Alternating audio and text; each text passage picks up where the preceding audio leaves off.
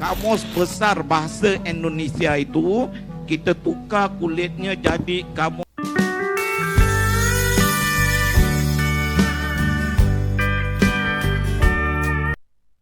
Assalamualaikum warahmatullahi wabarakatuh. Halo teman-teman, jumpa lagi di channel ini.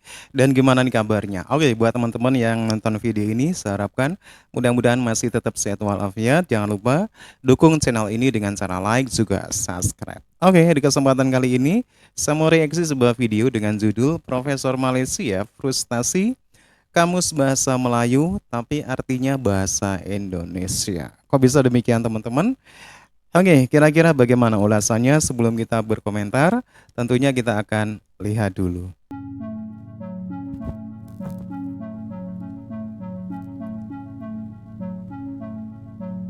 Ambil Kamus Besar Bahasa Indonesia itu, kita tukar kulitnya jadi Kamus Besar. Negara Malaysia dengan bahasa Melayu yang diagungkannya ternyata menyimpan kosakata dari Indonesia. Apakah itu benar? Nah, pada kesempatan kali ini ada video yang menarik nih dengan pernyataan dari profesor asal Malaysia. Ia mengungkapkan bahwa kamus bahasa Melayu hanyalah menukar kulitnya dengan kamus bahasa Indonesia. Profesor ini bahkan menyarankan Malaysia untuk mengadopsi bahasa Indonesia. Mana Prof akan ketuk tongkat sakti ini supaya kerjasama Malaysia-Indonesia ini akan lebih diperkukuh? Saya nak dua perkara berlaku. Pertama, kita mesti menerima bahasa Indonesia itu sebagai bahasa rasmi kita. Untuk Malaysia, untuk Brunei dan untuk negara Indonesia juga. Tidak mungkin kita boleh rapat dengan Indonesia kalau kita terus bercakap dengan bahasa yang lain.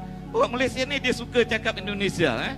Kalau kita bawa di Jakarta, belum turun kapal terbang dia dah tak cakap Melayu dah, dia dah cakap Indonesia. So rasa bahasa Indonesia itu sangat universal. Jadi kita boleh terima. Sedangkan di Indonesia pun bahasa Indonesia itu sesuatu yang formal. Kalau saya pergi Yogyakarta, mereka tak cakap sesama mereka bahasa Indonesia, mereka cakap Jawa kan. Tapi bahasa Indonesia itu kita kena terima. Malaysia mesti berani mengakui bahawa kita kena ubah bahasa kita. Kita kena ambil kamus besar bahasa Indonesia itu, kita tukar kulitnya jadi kamus besar bahasa Nusantara. Kita kena cakap bahasa yang sama. Kita tidak boleh jadi hero kampung dalam suasana dunia yang sedang sangat maju sekarang. Oh, aku penulis yang hebat di Malaysia, tak ada makna. Kita kena bangunkan Indonesia, Malaysia, Brunei, South Thailand sekaligus. Sekaligus baru boleh menjadi. Ini untuk generasi yang akan datang. Dengan adanya internet, budak-budak kita sudah sangat familiar dengan bahasa Indonesia. Dan saya rasa perkara ini tidak mustahil. Di sekolah pun budak-budak dah cakap bahasa Indonesia sekarang. Kalau di Damansara, Mereka juga cakap bahasa Korea. Korea. Kalau di Damansara tu mereka dibesarkan oleh bibit-bibit dari Indonesia. Kawan-kawan mereka orang Indonesia, jadi mereka bercakap bahasa Indonesia. So itu penting. Saya ingat kita kena beranilah buat langkah ini. Ambil bahasa Indonesia yang sedang dituturkan oleh 300 juta manusia itu sebagai bahasa kita. Okay. Yang orang kata mana identiti kita? Forget about identity. Ini dunia yang sangat besar sekarang. Dunia sudah ni itu yang pertama. Kita kena ubah bahasa kita. Yang kedua, kena ada banyak interaksi fizikal antara Malaysia dengan Indonesia. Kerajaan mesti bagi ITBM 100 juta setahun untuk menyokong kegiatan kita nak pergi Indonesia. Ini kita tak ada duit, duit kita sendiri. Kalau bagi jemaah akhir 100 juta setahun, something will happen. Something will happen. Kita boleh pergi ke Indonesia, orang Indonesia boleh datang kemari. Itu cara kedua untuk melaksanakan integrasi yang bagus ini. Terima kasih. Okey, dua. Kalau saya ada soalan susulan yang banyak di situ, tapi dia akan membawa kepada polemik yang saya perlu 1 jam lagi. Tapi kawan-kawan wartawan ni dah geleng-geleng kepala banyak ni. Sila. Saya bila soalan tu timbul, saya tengok wartawan je, saya tahu. Silakan Hafizah. Assalamualaikum. Saya tidak saya tidak begitu bersetuju dengan. Tak perlu begitu, tak setuju je sebut. Saya bersetuju. Sebab saya melihat ada kepentingan di situ. Maksudnya tadi Prof bercakap Prof ada satu syarikat yang di Indonesia untuk menterjemah buku. Jadi saranan tadi nampak begitu sedikit berkepentingan lah dan tidak nasionalis ya. Di mana kepentingannya sekarang saya ada masalah sebab saya kena terjemahkan buku kan. Kalau saya tidak melihat kami sebagai orang komersial lah di Indonesia pun kita buat e-sastra management enterprise bukan syarikat kami tahu. Itu milik kawan-kawan kami di Indonesia. Kita buat di Malaysia, mereka buat di Indonesia. Bukan saya punya syarikat itu Cuma kami sister company. Misalnya ini buku dari buku puisi orang Patani ni. Saya yang uruskan, kawan saya di Indonesia terbitkan. Macam ni lah kita nak kerjasama. Ini kita pergi Patani, orang Patani tak boleh baca sebab mereka belajar bahasa Melayu dengan Jawi. Mereka tak boleh baca ini. So kita ambil satu bahasa yang common. Kalau tak, kita tak akan pergi jauh. Kita akan statik seperti ini. Saya nak beralih kepada Ibu Susi. Kalau Ibu Susi melihat apakah, saya tak pasti, mungkin saya bias kerana saya dari Malaysia dan konteks pasaran ni Malaysia. Kelihatannya macam penerbit dan karyawan Malaysia ini bergulat untuk memasuki pasaran Indonesia kerana saiznya yang menawarkan pulangan yang jauh lebih baik berbanding sini.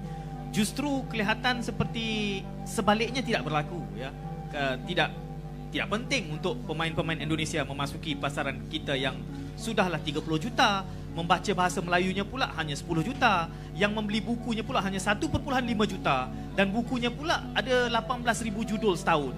Jadi ia menjadi satu pasaran yang sangat tidak seksi kepada pemain-pemain Indonesia. Apakah benar pemerhatian saya? Ya, kalau menurut saya memang kita nggak bisa apple to apple membandingkan. Tapi sebelum itu saya merasa tersanjung juga ya. Kalau misalnya mau seperti beliau tadi sampaikan gitu loh, bahwa bagaimana kalau mereka belajar bahasa Indonesia gitu kan. Kalau menurut saya sih bukan masalah seksi dan tidaknya gitu ya. Jadi kalau kita bicara tentang sastra atau buku apapun gitu, kita nggak bisa bicara tentang komersial doang gitu ya. Kalau kita bicara sastra, di situ ada nilai-nilai yang ingin dibangun gitu oleh oleh bangsa itu, oleh penerbit itu. Nggak mungkin kalau penerbit juga akan menerbitkan buku-buku yang sesukanya. Seperti ITBM kan orang sudah jelas tahu gitu loh. Saya pun juga tahu ITBM ini kelasnya di sini, bukunya seperti ini dan sebagainya. Nah itu kalau misalnya lebih dalam lagi, apakah Indonesia tenang-tenang saja gitu ya?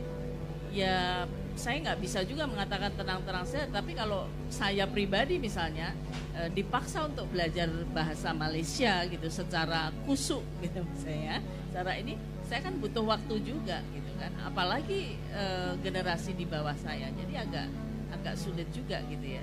Tapi kalau misalnya kita yang masuk gitu ya, mereka membaca dengan bahasa Indonesia seperti yang tadi Prof sampaikan, menurut saya itu juga peluang yang cukup seksi banget.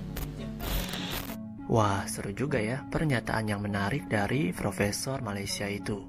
Ia menyarankan agar kerajaan Malaysia mengadopsi bahasa Indonesia karena Indonesia penuturnya lebih banyak, 300 juta lebih kurang. Kalau di Malaysia itu hanya 10 juta yang berbahasa Melayu, sisanya Tamil dan Cina.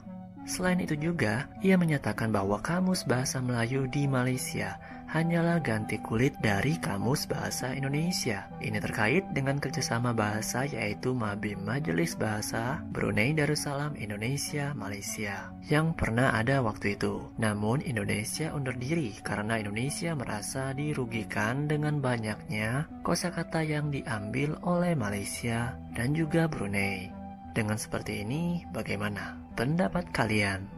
Oke teman-teman ya, demikian satu buah video yang menarik sekali di mana pernah ada satu anjuran dari Profesor Malaysia yang menyarankan agar Malaysia, Brunei, juga Singapura menggunakan bahasa Indonesia. Tentunya hal ini dengan pertimbangan-pertimbangan tertentu di mana penutur bahasa Indonesia itu sangat banyak sekali. Dan kamus bahasa Indonesia yang selama ini dipakai di Malaysia sebenarnya itu hanyalah ganti kulit saja. Sementara banyak banget kosakata-kosakata dari bahasa Indonesia yang diambil oleh Malaysia karena pernah ada kerjasama soal bahasa yaitu Mabim, karena Indonesia merasa dirugikan sehingga Indonesia keluar dari kerjasama itu. Oke teman-teman ya, demikian satu buah video yang menarik sekali. Tetapi sayang sekali Malaysia tidak mau menggunakan bahasa Indonesia.